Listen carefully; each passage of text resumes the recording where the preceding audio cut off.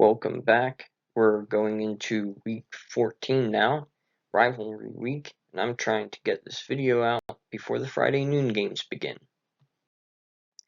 So here's what the CFP committee came up with following week 13. Oregon number 1, Ohio State number 2, obviously. Texas is at number 3, and Penn State is at number 4. Those are more justifiable now, I believe.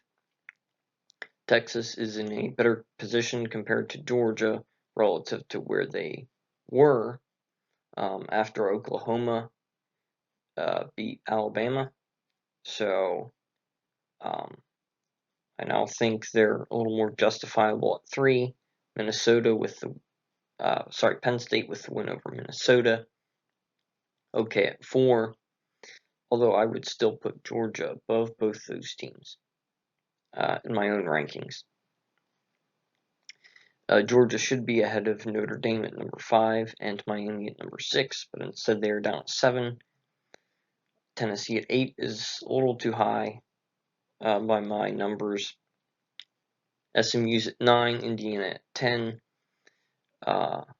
Boise State at 11, too high. Clemson at 12 is fine. Alabama probably should be up at 11 instead of Boise State. Ole Miss is at 13, South Carolina at 15, Arizona State at 16. The top 16 I actually correctly predicted in my earlier video this week. But the next 3 here were in the opposite order of what I expected.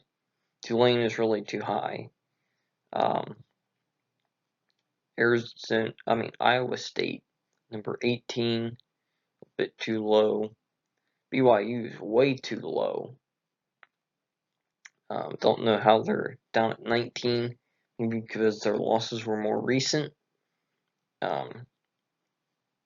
Yeah, they're, by my numbers, the most underrated team here. Texas A&M at 20, I expected that.